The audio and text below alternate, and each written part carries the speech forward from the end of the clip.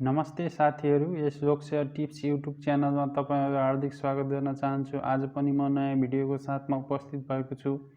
यस भिडियोलाई अन्तिमसम्म हेरी यस च्यानललाई लाइक, सेयर, सब्सक्राइब र नजिकै रहेको बेल आइकन दबाउन नभुल्नुहोला, ताकि नयाँ नयाँ भिडियो अपलोड गर्न साथ तपाईँलाई नोटिफिकेसन प्राप्त हुनेछ। आज म विविध महत्त्वपूर्ण सामान्य ज्ञान लिएर आएको छु। यस भिडियोलाई अन्तिमसम्म हेरी साथ दिनुहोला। गौतम बुद्धको जन्म ईसापूर्व 563 कपिलवस्तु जिल्लाको तिरहुतकोट दरबारमा भएको थियो। हाल चाहिँ लुम्बिनी भनिन्छ साथीहरू यसलाई। बाल्यकालको नाम सिद्धार्थ गौतम थियो भने गौतम बुद्धले बोधगयामा बुद्धत्व प्राप्त गरेको स्थान, सारनाथ प्रथम उपदेश दिएको स्थान, वैशाली अन्तिम उपदेश दिएको स्थान, कुशीनगर महापरिनिर्वाण भएको स्थान। यो साथीहरू धेरैचोटि सोधिसकेको छ, जोडा मिलाउनमा सोध्छ। बोधगया बुद्धत्व प्राप्त गरेको स्थान, सारनाथ प्रथम उपदेश दिएको स्थान, वैशाली अन्तिम उपदेश दिएको स्थान, कुशीनगर महापरिनिर्वाण भएको स्थान। यो चाहिँ धेरैचोटि सोधिसकेको छ साथीहरू। यो जोडा मिलाउन आउन सक्छ। त्यसै गरी यो चाहिँ बौद्ध धर्मसँग सम्बन्धित 5 अङ्कको अर्थ भनेको छ। निजो बुद्धको शरीर, बुद्धसँग सम्बन्धित 5 अङ्कको अर्थ। निजो बुद्धको शरीर, यो पनि जोडा मिलाउन आउन सक्छ। यो आएको पनि छ विभिन्न लोकसेवाको इक्जाममा। निजो बुद्धको शरीर, पहेँलो बुद्धको अस्थि धातु, रातो बुद्धको रगत, कलेजी बुद्धको अन्त संस्करण, सेतो बुद्धको दाँत। यिनीमध्ये 4वटा दिएर जोडा मिलाउनुहोस् भन्न सक्छ साथीहरू। जस्तै निलो दियो, यो चाहिँ बुद्धको शरीर रहेको छ। पहेँलो बुद्धको अस्थि धातु, रातो बुद्धको रगत, कलेजी बुद्धको अन्त संस्करण, सेतो बुद्धको दाँत। यिनीहरू लेभल 2 को प्रश्नमा सोध्न सक्छ। माथिको पनि यो पनि साथीहरू सोधेको पनि छ। अत्यन्त महत्त्वपूर्ण प्रश्नहरू रहेका छन्। त्यसै गरी यो पनि एकदमै महत्त्वपूर्ण छ साथीहरू। यो सोधि पनि सकेको छ। यिनीमध्ये कुन चाहिँ तपाईँको त्रिपिटक अन्तर्गत पर्दैन भनेर सुक्ति पिटक, विनय पिटक, अभिदम्ब पिटक अनि एउटा अर्कै दिन्छ र तपाईँलाई यो मध्ये कुन बेठिक हो भनेको हुन्छ। सुक्ति पिटक, विनय पिटक र अभिदम्ब पिटक बौद्ध धर्म ग्रन्थका पिटकहरू, 3टा पिटकहरू रहेका छन्। त्यसै गरी यो पनि एकदमै महत्त्वपूर्ण छ साथीहरू। बौद्ध धर्मका 4 आर्य सत्यहरू, पहिलो दुःख छ, दोस्रो दुःखको कारण छ, तेस्रो दुःख निरोधको अवस्था छ, चौथो दुःख मुक्तिको उपाय छ साथीहरू। यो पनि तपाईँले कर्मसँग मिलाउनुहोस् भने आउन सक्छ। 1मा पहिलोमा दुःख छ, दोस्रोमा दुःखको कारण छ, तेस्रोमा दुःखको निरोधको अवस्था छ, त्यसै गरी चौथोमा दुःख मुक्तिको उपाय छ। यो पनि सोधेको छ साथीहरू लोकसेवामा। त्यसै गरी यो पनि एकदमै महत्त्वपूर्ण छ साथीहरू। यो पनि लेभल 2 मा सोध्छ। बौद्ध धर्मका महाविहार अवस्थित 1मा स्वयम्भू महाविहार, यो चाहिँ नेपालमा रहेको छ। त्यसै गरी विक्रमशिला महाविहार, यो भारतमा छ। तक्षशिला महाविहार पाकिस्तानमा, ताम्रशिला महाविहार श्रीलङ्कामा, स्वर्णशिला महाविहार थाइल्यान्डमा। यो तपाईँको लेभल 2 मा पनि आउन सक्छ। जस्तो तपाईँको विक्रमशिला महाविहार, यो जोडा मिलाउनेमा अक्सर दिइरहेको हुन्छ साथीहरू, ख्याल गर्नुहोला। तक्षशिला पाकिस्तान, ताम्रशिला श्रीलङ्का, स्वर्णशिला थाइल्यान्ड।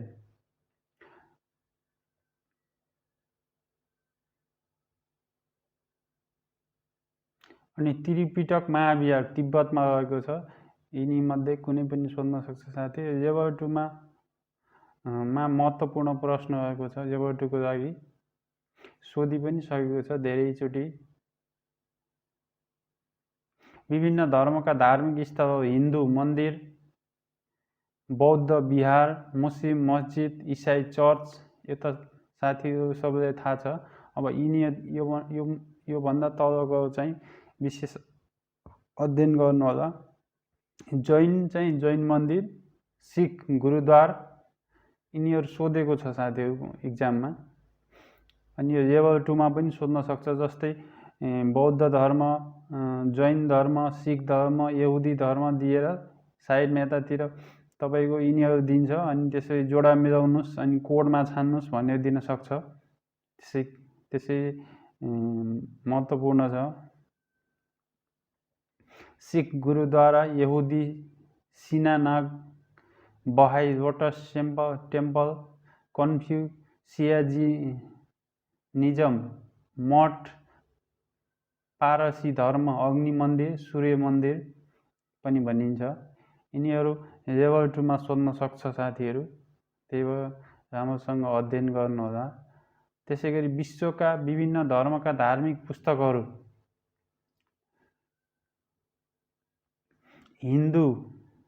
हिन्दूको वेद, पुराण, गीता, महाभारत, त्यसै गरी जैन वचनामृत, यिनीहरू पनि लेभल 2 मा आउन सक्छ अथवा लेभल 1 मा पनि आउन सक्छ। जस्तै जैन धर्मको धर्मग्रन्थ के हो भनेर सोध्न सक्छ तपाईँलाई होइन। सिख धर्मको धर्मग्रन्थ के हो।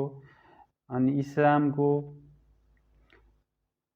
लेभल 1 मा पनि आउन सक्छ साथीहरू, लेभल 2 मा पनि आउन सक्छ। धेरै लेभल 2 मा आइरहेको छ यिनीहरू, त्यसरी ध्यान दिनु होला।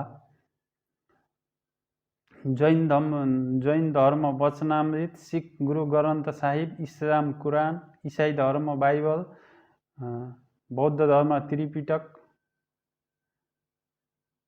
अनि साथीहरू त्रिपिटकको तीन किसिमका छन्।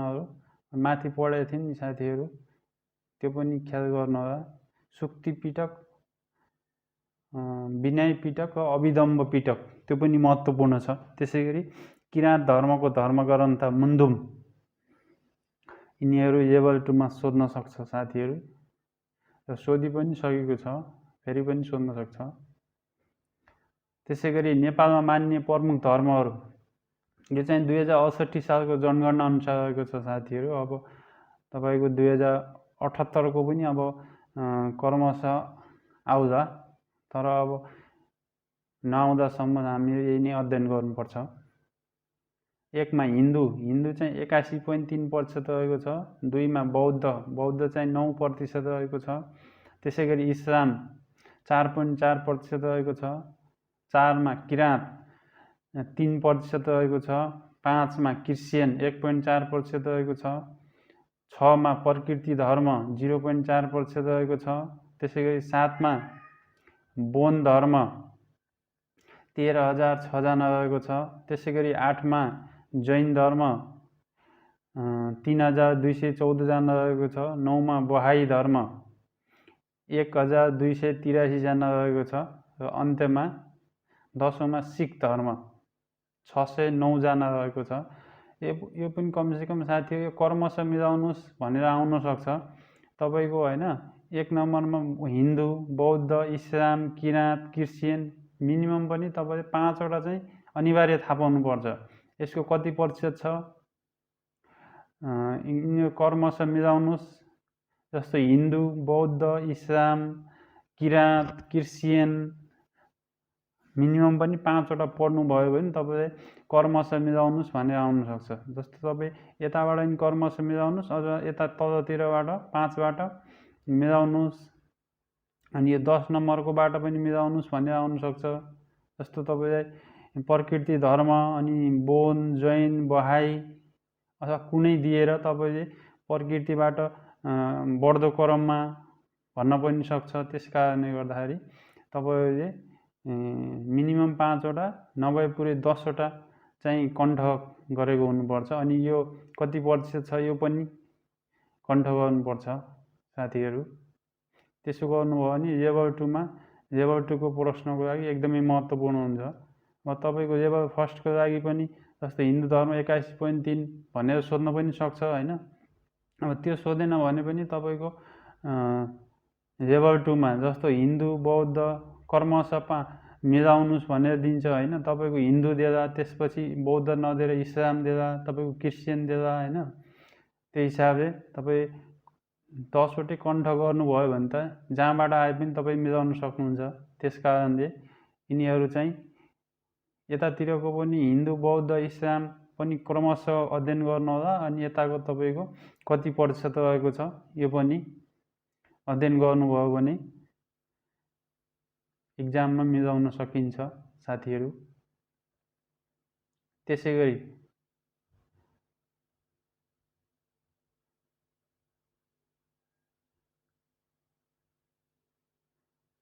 नेपालमा बोलिने प्रमुख मातृभाषाहरू यो पनि 2068 सालको जनगणना अनुसार रहेको छ। 1मा नेपाली भाषा 44.6% रहेको छ भने मैथिली 11.7%, 3मा भोजपुरी 6%, थारू 5.8%, तामाङ 5.1%, नेवार 3.2%, बन्जिका 3.0%, मगर 3%, डोटेली 3% र उर्दू 2.6%। यो पनि एकदमै महत्त्वपूर्ण छ साथीहरू लेभल 2 को प्रश्नको लागि राम्रोसँग अध्ययन गर्नुहोला। त्यसै गरी प्रश्न नम्बर विभिन्न जात जातिका पुरोहित यो पनि एकदमै महत्त्वपूर्ण छ। ब्राह्मण, क्षेत्री, पुरोहित, पण्डित भनिन्छ। गुरुङको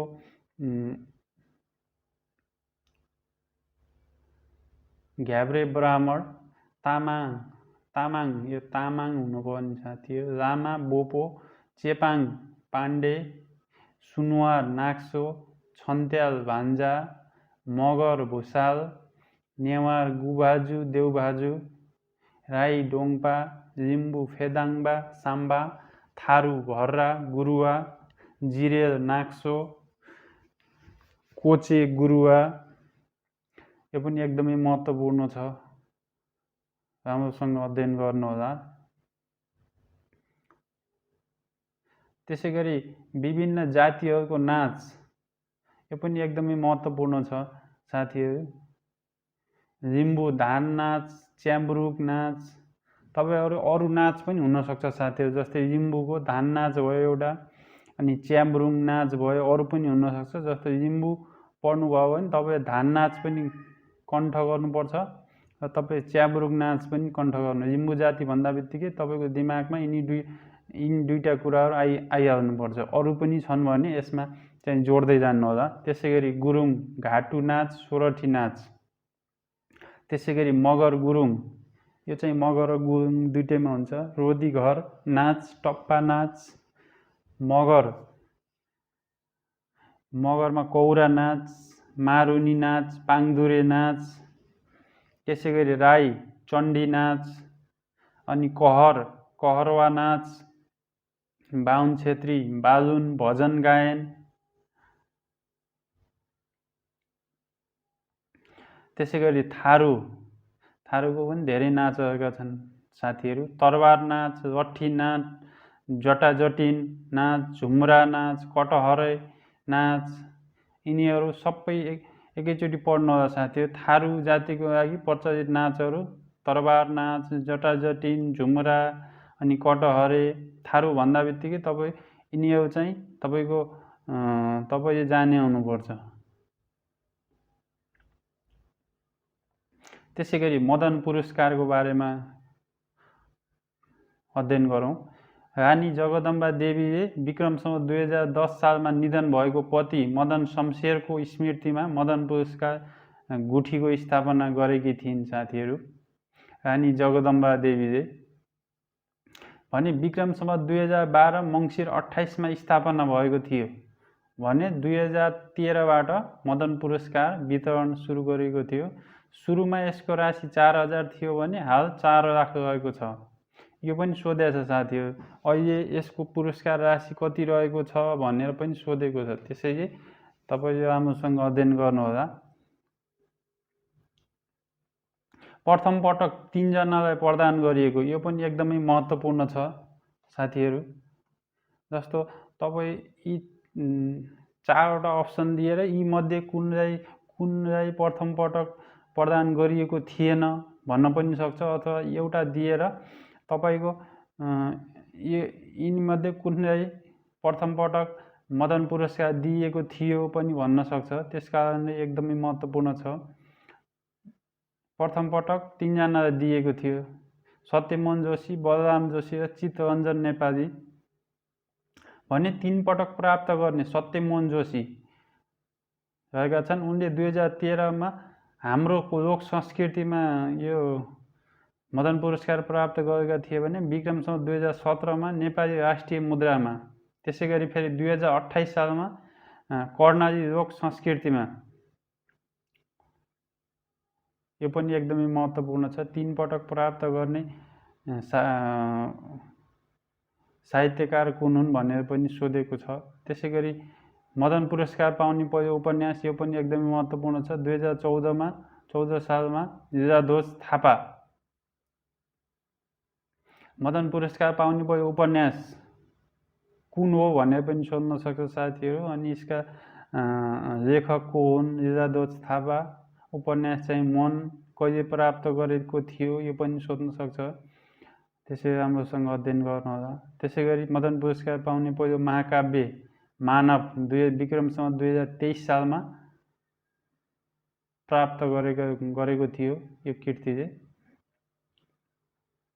भने यो पनि एकदमै महत्त्वपूर्ण छ साथी। एकै परिवारका 2 जना व्यक्ति धनुषचन्द्र गौतम यो विक्रमसँग 2035 मा घामका पाइला अनि ध्रुवचन्द्र गौतमले अलिखित विक्रमसँग 2040 सालमा साथीहरू। यसमा पनि तपाईको लेभल 2 मा आउँछ। धनुषचन्द्र गौतम कुन कृति जोडा मिलाउन कुन कृति लेखे? घामका पाइला भने ध्रुवचन्द्र गौतमले अलिखित। यसै राम्रोसित पढ्नु होला, यो झुकिन्छ इक्जाममा साथीहरू। धनुषचन्द्र गौतमले विक्रमसँग 2035 घामका पाइला नामक कृतिमा मदन पुरस्कार प्राप्त गरेका थिए भने ध्रुवचन्द्र गौतमले अलिखित विक्रमसँग 2040 सालमा। त्यसैगरी एउटै कृतिबाट मदन पुरस्कार र साझा पुरस्कार प्राप्त गर्ने साहित्यकार चाहिँ भवानी भिक्षु रहेका छन्। भवानी भिक्षु। त्यसैगरी धनुषचन्द्र गौतम, भवानी भिक्षुको आँगन विक्रमसँग 2035 मा मदन पुरस्कार साझा पुरस्कार प्राप्त गरेको। यो पनि एकदमै महत्त्वपूर्ण छ साथीहरू। अनि धनुषचन्द्र गौतम घामका पाइला विक्रमसँग 2035 मा। भवानी भिक्षु र धनुषचन्द्र गौतम एउटै कृतिबाट मदन र साझा पुरस्कार प्राप्त गर्ने भवानी भिक्षु र धनुषचन्द्र गौतम। त्यसैगरी मदनमणि दीक्षितले पाण्डवी विक्रमसँग 2039 सालमा चाहिँ मदन पुरस्कार प्राप्त गरेका थिए, तर उनले चाहिँ यो लिन अस्वीकार गरेका थिए साथीहरू। त्यसैगरी विनोद प्रसाद धिताल योजना गन्धा उनले विक्रमसँग 2052 सालमा यस पुरस्कार प्राप्त गरेका थिए। त्यसैगरी मदन पुरस्कार पुस्तकालयमा भएका पुस्तकहरूको सूचीलाई मदन सौरभ, यो पनि एकदमै महत्त्वपूर्ण छ। मदन पुरस्कार पुस्तकालयमा भएका पुस्तकहरूको सूचीलाई मदन सौरभ र मदन पुरस्कार पुस्तकालयमा भएका पत्रिकाको सूचीलाई मदन गौरव। यो पनि एकदमै ध्यान दिनु होला, यसमा चाहिँ झुकिन सक्छ। मदन पुरस्कार पुस्तकालयमा भएका पुस्तकहरूको सूचीलाई मदन सौरभ भने मदन पुरस्कार पुस्तकालयमा भएका सूचीलाई मदन गौरव। अनि फेरि लेखकहरूको सूचीलाई मदन पौरख। यो जोडा मिलाउन आउँछ साथीहरू, यो लेभल 2 मा जोडा मिलाउन। त्यसैगरी मदन पुरस्कार प्राप्त गर्ने पाउने पहिलो महिला पारिजात, उनले विक्रमसँग 2022 सालमा शिरीषको फुल नामक कृतिमा मदन पुरस्कार प्राप्त गरेका थिइन् भने हालसम्म 4 जना महिलाहरूले मदन पुरस्कार प्राप्त गरेका छन् साथीहरू। झमक घिमिरे विक्रम जीवन काँडाकी फुल, यो चाहिँ विक्रमसँग 2067 सालमा। राधा पौडेल खलङ्गामा हमला विक्रमसँग 2070 सालमा। निलम कार्की निहारिका योगमाया विक्रमसँग 2074 सालमा। भने यो वर्ष 2076 को मदन पुरस्कार कसले पाएको छ साथीहरू? चाहिँ महारानी उपन्यास चन्द्रप्रकाश बानियाले प्राप्त गरेको छ। भने 75 मा चाहिँ योगेश राजको गौडाहार कृतिले पाएको छ साथी। यो पनि एकदम महत्त्वपूर्ण हुन्छ साथीहरू, राम्रोसँग ख्याल गर्नुहोला। यो चाहिँ तपाईँको जस्तो 75 को पुरस्कार 74 को पुरस्कार 75 मा दिइन्छ भने 75 को चाहिँ 76 मा दिइन्छ साथीहरू। यो पनि ध्यान दिनु होला तपाईहरुले। यस वर्षको मदन पुरस्कार चाहिँ महारानी उपन्यासका चन्द्रप्रकाश बानियाले प्राप्त गरेका छन् साथीहरू। त्यसैगरी जगदम्बा पुरस्कार, यो पनि मदन पुरस्कार गुठीद्वारा सञ्चालित छ। यसको स्थापना चाहिँ 2045 सालमा भएको थियो। भने अघि नै साथीहरू यिनको रानी जगदम्बा देवीको मृत्यु पश्चात चाहिँ जगदम्बा पुरस्कारको स्थापना भएको थियो भने मदन पुरस्कार चाहिँ यिनको श्रीमान मदन शमशेरको मृत्युमा चाहिँ मदन पुरस्कार स्थापना भएको थियो साथीहरू। यो चाहिँ मदन पुरस्कार गुठीद्वारा नै सञ्चालित छ, दुवै चाहिँ जगदम्बा पुरस्कार र मदन पुरस्कार। भने प्रथम पटक नारायण गोपाल गुरुवाचार्यलाई विक्रमसम्म 2045 सालमा